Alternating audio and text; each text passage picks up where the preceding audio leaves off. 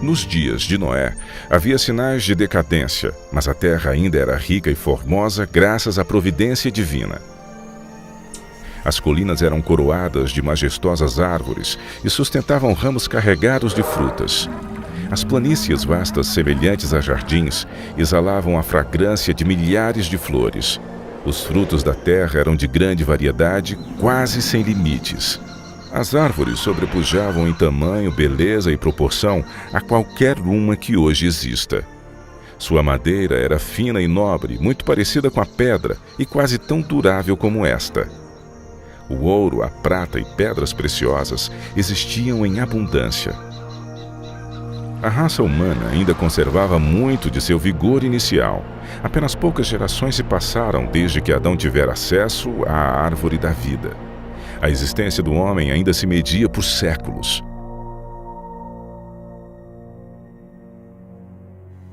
Se aquele povo longevo houvesse se dedicado ao serviço de Deus, com suas raras capacidades para planejar e executar, teriam feito do nome de seu Criador um louvor na terra e correspondido ao propósito por que Ele lhes dera a vida. Eles, porém, não fizeram isto.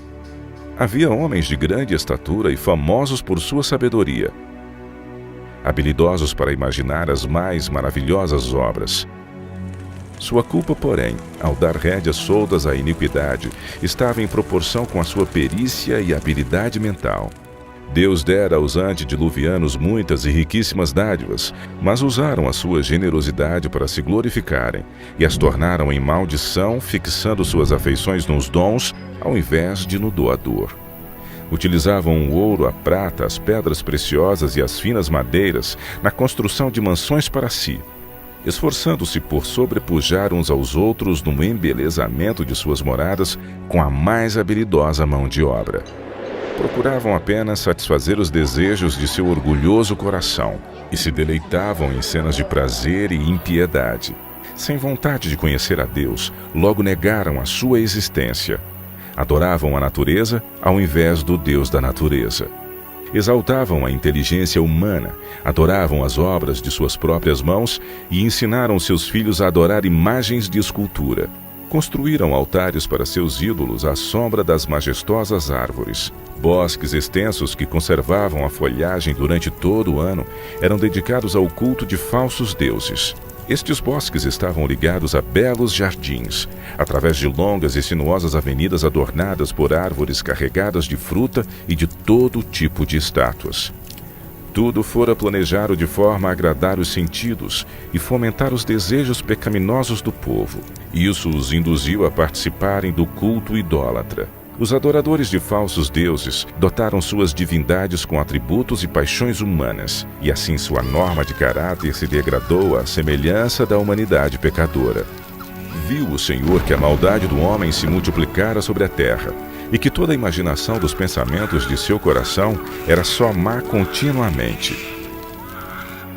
A terra corrompeu-se diante da face de Deus e encheu-se de violência. Deus deu ao homem os seus mandamentos como regra de vida, mas a sua lei era transgredida e todos os pecados imagináveis eram praticados. A maldade do homem era aberta e ousada, a justiça pisada no pó. Os gritos dos oprimidos chegavam até ao céu. O mundo ainda estava em sua infância, porém a maldade se tornou tão profunda e generalizada que Deus não mais podia suportar. Ele disse: "Destruirei de toda a face da terra o homem que criei." Declarou que seu espírito não contenderia para sempre com a raça decaída. Se não cessassem de poluir com seus pecados o mundo e seus ricos tesouros, ele os eliminaria de sua criação e destruiria as coisas com que tanto amor os havia abençoado. Acabaria com os animais do campo e a vegetação que fornecia tão abundante provisão de alimento, e transformaria a formosa terra em um vasto cenário de desolação e ruína.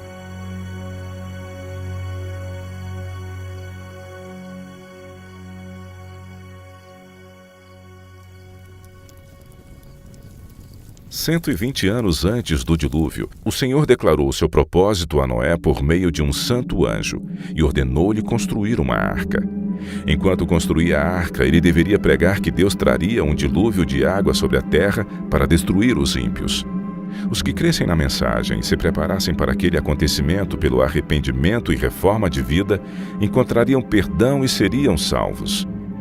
Deus deu a Noé as dimensões exatas da arca e instruções explícitas com relação à sua construção em todos os pormenores. A sabedoria humana não poderia ter concebido uma estrutura de tão grande resistência e durabilidade. Deus foi o projetista e Noé o construtor-chefe. Tinha uma altura de 3 andares com apenas uma porta que ficava na lateral. A luz entrava por cima e os compartimentos foram arranjados de tal forma que eram todos iluminados. O material empregado na construção da arca era o cipreste ou madeira de gopher, a qual estaria isenta de apodrecimento durante centenas de anos. A construção dessa imensa estrutura foi um processo lento e trabalhoso. A arca, por si mesma, não poderia resistir à tempestade que viria sobre a terra. Unicamente Deus podia preservar seus servos das águas tempestuosas. Noé, pela fé, quando foi avisado divinamente das coisas que ainda não se viam, temeu, e para a salvação de sua família preparou a arca, pela qual condenou o mundo e foi herdeiro da justiça que é segundo a fé. Enquanto Noé pregava sua mensagem de advertência ao mundo, seu trabalho testemunhava de sua sinceridade. Assim, a sua fé foi aperfeiçoada e manifestada. Deu exemplo ao mundo ao acreditar naquilo que Deus havia dito. Tudo o que possuía, ele empregou na arca. Enquanto construía aquele imenso barco em terra seca, multidões de todos os lados vinham para assistirem à estranha cena e ouvirem as palavras fervorosas daquele pregador tão especial. Cada martelada desferida naquela arca era um testemunho para o povo. Ainda assim, não se arrependeram diante de Deus, não quiseram renunciar a seus pecados. Durante o tempo que se passou antes da chegada do dilúvio, a fé deles foi provada e não suportaram a prova. Vencidos pela incredulidade da maioria, voltaram-se aos seus companheiros anteriores, rejeitando a solene mensagem. Alguns ficaram profundamente convencidos e teriam atendido às palavras de aviso, mas tantos eram os que zombavam e ridicularizavam que acabaram participando do mesmo espírito. Nem todos os homens daquela geração eram idólatras no sentido mais amplo do termo. Muitos professavam adorar a Deus. Diziam que seus ídolos eram representações da divindade e que por meio deles o povo poderia obter uma concepção mais clara do ser divino. Esforçando-se para representarem a Deus por meio de objetos materiais, cegaram a mente ao poder e majestade do Criador. Deixaram de ver a santidade de seu caráter ou da natureza sagrada e imutável dos seus mandamentos. À medida que o pecado se generalizava, este parecia cada vez menos grave. E finalmente declararam que a lei divina não estava mais em vigor, que era contrário ao caráter de Deus castigar a transgressão, e acabaram negando que os seus juízos cairiam sobre a terra.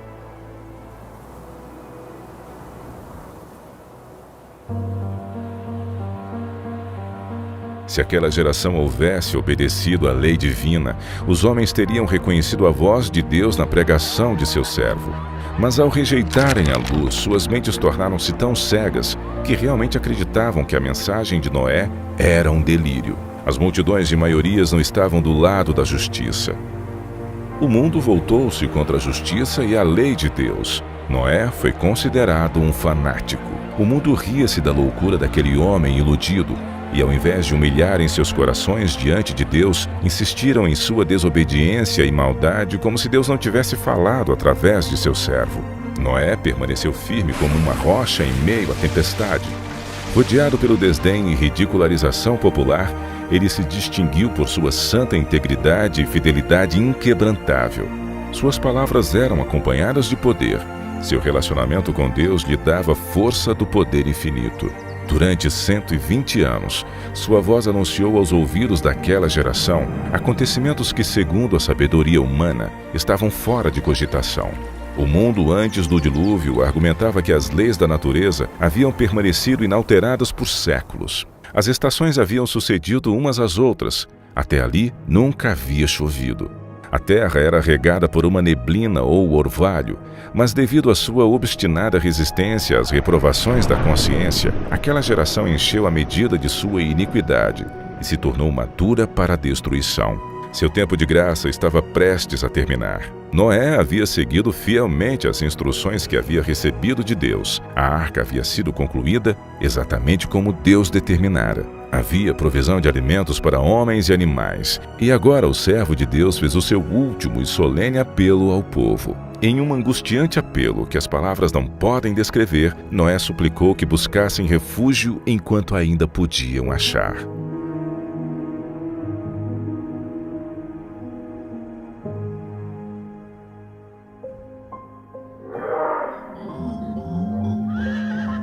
Animais de todos os tipos, desde os mais ferozes até os mais mansos, foram vistos vindo das montanhas e florestas, encaminhando-se silenciosamente para a arca. Ouviu-se então um ruído como um forte vento, e eis que surgiram aves de todos os lados e em tal quantidade, que chegaram a escurecer os céus e em perfeita ordem entraram na arca. Ao contrário daqueles animais, os homens não obedeceram a Deus. Guiados por anjos de 2 em 2, entraram na arca macho e fêmea, assim como Deus ordenara. Os animais limpos de 7 em 7, o mundo contemplava maravilhado. Alguns tiveram medo e chamaram seus filósofos para explicarem aquele estranho fenômeno. Ainda assim foi em vão, pois era um fenômeno que não podiam compreender. Deus ordenou a Noé: entra tu e toda a tua casa na arca, porque te achei justo diante de mim e desta geração. O mundo havia rechaçado as advertências de Noé, mas a sua influência e exemplo foi uma bênção para a sua família. Como recompensa de sua fidelidade e integridade, Deus salvou com Noé todos os membros de sua família.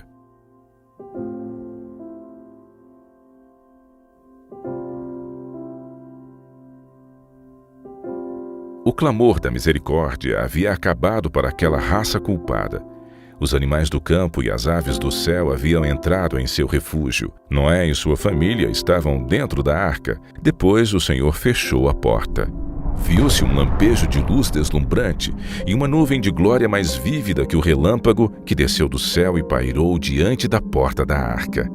A porta maciça, que não poderia ser fechada pelos que estavam dentro, foi lentamente fechada por mãos invisíveis. Noé ficou do lado de dentro, enquanto aqueles que rejeitaram a misericórdia de Deus do lado de fora. O selo de Deus havia sido posto na porta. Deus a havia fechado e somente Deus poderia abri-la. Após 7 dias que Noé e sua família entraram na arca, não houve sinais da iminente tempestade. Mas, ao 8º dia, nuvens negras cobriram o céu. Ouviu-se o estampido do trovão e o lampejo do relâmpago. Logo passaram a cair grandes gotas de chuva. O mundo nunca havia testemunhado nada parecido, e o medo tomou conta do coração dos homens. Todos perguntavam em seus corações: teria Noé razão? Estará o mundo condenado à destruição? O céu se escurecia cada vez mais. A chuva tornava-se ainda mais intensa. Os animais corriam aterrorizados, seus gritos discordantes pareciam lamentar seu próprio destino e o da humanidade. Se romperam então as fontes do grande abismo, e as janelas do céu se abriram. A água parecia cair das nuvens em enormes cataratas. Os rios romperam seus limites e inundaram os vales.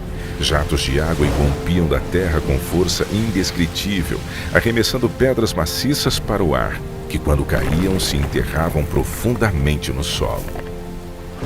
Os altares onde haviam oferecido sacrifícios humanos foram destruídos, e os idólatras temeram diante do poder do Deus vivo, compreendendo que a causa de sua ruína foi a destruição e a idolatria. À medida que a violência da tempestade aumentava, árvores, edifícios, rochas e terra foram lançados em todas as direções. Por cima do rugido da tempestade, era possível ouvir os lamentos de um povo que havia desprezado a autoridade de Deus. Muitos estavam frenéticos de medo e esticaram seus braços à arca, implorando para lhes permitirem entrar. Suas súplicas, porém, foram em vão e se convenceram de que há um Deus no céu que governa tudo. Alguns, tomados pelo desespero, tentaram romper a arca para entrar nela. Porém, a firme estrutura resistiu a todos os seus esforços. Outros se penduraram na arca, até serem arrancados pelas forças das águas ou caírem devido à colisão com rochas e árvores. Cada fibra da maciça arca tremia quando era golpeada pelos violentos ventos que a empurravam de um lado para o outro. Os gritos dos animais dentro da arca expressavam seu medo e dor. Ainda assim, apesar de toda a violência dos elementos, a arca continuava flutuando em segurança. Algumas pessoas tomaram seus filhos e agarraram-se aos lombos de animais, sabendo que estes procurariam salvar as suas vidas subindo nas montanhas mais altas, a fim de escapar da água que não parava de subir. Outros se ataram às altas árvores que estavam no cume das montanhas. Refúgio após refúgio que prometia segurança acabava sendo abandonado.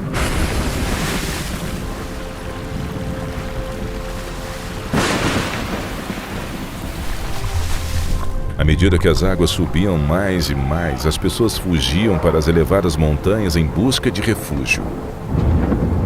Em muitos lugares, homens e animais disputavam o mesmo espaço, mas todos eram varridos pela fúria das águas. A partir dos picos mais altos, os homens contemplavam um enorme oceano sem praias. As solenes advertências do servo de Deus já não eram mais motivo de zombaria e chacota. Como desejavam aqueles pecadores condenados recuperarem a oportunidade que deixaram passar. Mas a doce voz de misericórdia não seria mais ouvida. O amor, não menos que a justiça, exigia que os juízos de Deus pusessem um fim ao pecado.